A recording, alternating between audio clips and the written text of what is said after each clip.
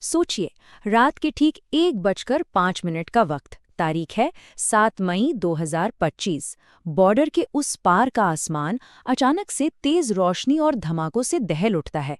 ये कोई आम रात नहीं थी, ये शुरुआत थी एक बेहद खुफिया और अचूक मिलिट्री ऑपरेशन की।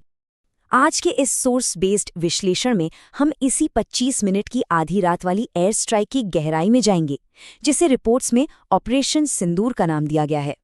एक बेहतरीन 2D डॉक्यूमेंट्री स्टाइल एक्सप्लेनर के जरिए आज हम समझेंगे कि आखिर इस लेवल के खुफिया ऑपरेशन को कैसे प्लान और एग्जीक्यूट किया गया। तो चलिए थोड़ा फ्लैशबैक में चलते हैं और इस पूरी टाइमलाइन को डिकोड करते हैं। कहानी शुरू होती है 22 अप्रैल को पहलगाम के एक बेहद दर्दनाक हमले से। इसके ठीक बाद अप्रैल के आखिर में दिल्ली में एक हाई लेवल सिक्योरिटी मीटिंग बुलाई जाती है।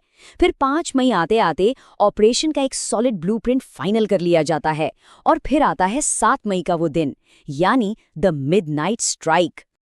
अब सवाल ये है कि आखिर नौबत यहाँ तक पहुंची कैसे। तो देखिए, सोर्स रिपोर्ट्स के मुताबिक 22 अप्रैल को पहलगाम की बैसरन घाटी में जो हुआ उसने बर्दाश्त की सारी हदें पार कर दी। आतंकियों ने 26 मासूमों की जान ले ली, और वो भी सिर्फ उनकी धार्मिक पहचान देखकर। बस यही वो टर्निंग पॉइंट था जहां से रणनीतिक स्तर पर बड़े एक्शन की जरूरत महसूस होने लगी। लेकिन सीधा हमला नहीं हुआ। मिलिट्री एक्शन से पहले एक बहुत ही अग्रेसिव डिप्लोमैटिक स्ट्रैटेजी अपनाई गई। मतलब रिसोर्सेज को पूरी तरह चोक कर देना। इंडस वाटर ट्रीटी को सस्पेंड किया गया, अटारी चेक पोस्ट बंद कर दी गई और SVES वीजा भी तुरंत रद्द कर दिए गए। यही नहीं, कुछ खास सोशल मीडिया अकाउंट्स और OTT प्लेटफॉर्म से रीजनल कंटेंट तक हटा दिया गया।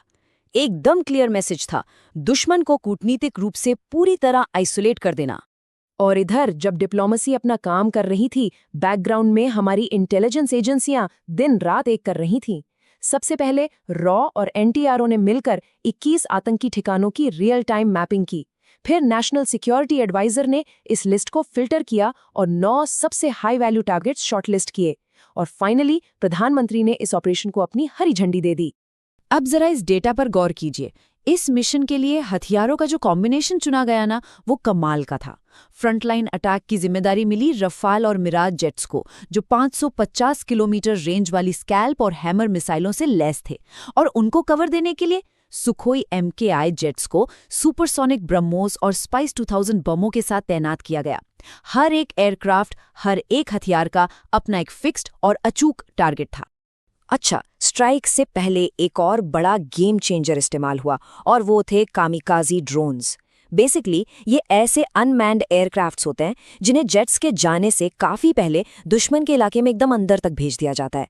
इनका काम क्या था? बिल्कुल सटीक रियल टाइम सर्वेलेंस डेटा देना, ताकि जब हमारे जेट्स वहां पहुंचें तो चूक की लिटरली जीरो गुंजाइश हो। अब इस चार्ट को देखिए, ये सच में हैरान करने वाला है। स्ट्राइक कितनी गहराई में हुई। POK के कुछ कैंप्स तो LOC से 15 किलोमीटर दूर थे, सियालकोट और मुरीद के वाले करीब 25 किलोमीटर अंदर।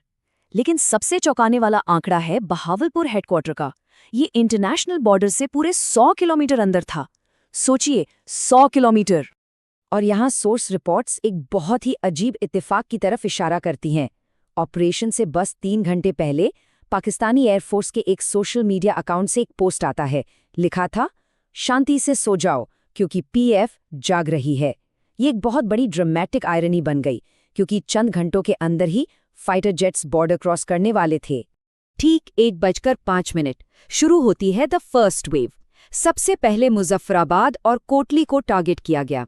जैसे ही सर्वेलेंस ड्रोन्स ने ग्रीन सिग्नल दिया, मिसाइलों ने POK में मौजूद लश्कर तैयबा और जैश-ए मोहम्मद के ट्रेनिंग कैंप्स को कुछ ही सेकंड्स के अंदर मलबे में तब्दील कर दिया। ये तो बस शुरुआत थी।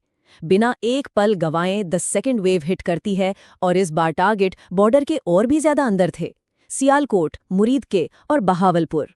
यहाँ मुरीद के का वो कुख्यात मरकज-ए-तैयबा कैंप भी मौजूद था, जो न जाने कितने ही बड़े आतंकी हमलों का ग्राउंड जीरो रहा है। पर इस पूरी रात का जो सबसे बड़ा प्रहार था, वो बहावलपुर में हुआ। जैश-ए मोहम्मद का वो हेडक्वार्टर, जिसकी सुरक्षा किसी किले से कम नहीं थी, उसे मिट्टी में मिलाने के लिए इस्तेमाल की गई ब्रह्मोस सुपरसोनिक मिसाइल। ये वही जगह थी जहां से पिछले कई सालों में कई बड़ी साजिशें रची गई थीं। अब एक नंबर पर ध्यान दीजिए, 25। ये कोई आम नंबर नहीं है।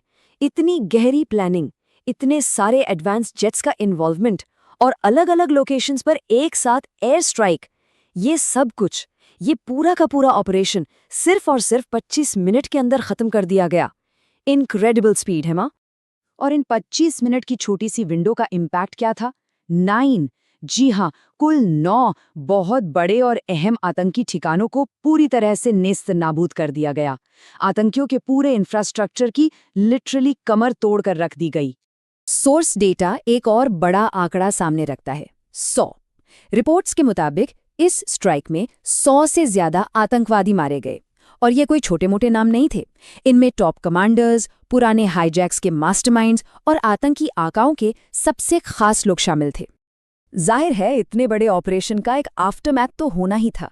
7 और 8 मई को जवाबी कार्रवाई करते हुए हमारे नागरिक इलाकों की तरफ करीब 50 ड्रोन्स और मिसाइलें फायर की गईं। लेकिन यहाँ काम आया multi layered air defence system. इस स्ट्रेटेजिक शील्ड ने हवा में ही एक-एक खतरे को न्यूट्रलाइज कर दिया, किसी को भी टारगेट तक पहुंचने ही नहीं दिया। अब इस पूरे सिनेरियो में एक बहुत ही गहरा कॉन्ट्रास्ट देखने को मिलता है। एक तरफ वो हमलावर थे जिन्होंने पहलगाम में लोगों को उनके धर्म के नाम पर बांटकर मार डाला, और दूसरी तरफ ऑपरेशन के बाद की वो ऑफिशियल मिलिट्री प्रेस कॉन्फ्रेंस, जहां विंग कमांडर व्योमिका सिंह और कर्नल सोफिया कुरैशी ने एक साथ आकर पूरी दुनिया को एकजुटता का एक शानदार मैसेज दिया। तो इस पूरे विश्लेषण के बाद एक बहुत बड़ा और गंभीर सवाल खड़ा होता है। हाई प्रिसिजन वॉरफेयर के इस नए दौर में जब बॉर्डर की लाइनें ऐसे खतरों से पूरी तरह नहीं बचा सकती, तो रीजनल सिक्योरिटी के मायने अब आगे कैसे बदलेंगे? इस सवाल पर गंभीरता से विचार जरूर कीजिएगा। इस 2D डॉक्यूमेंट्री स्टाइल एक्सप्लेनर में हमारे साथ जुड़ने के लिए बहुत बहुत शुक्रिया।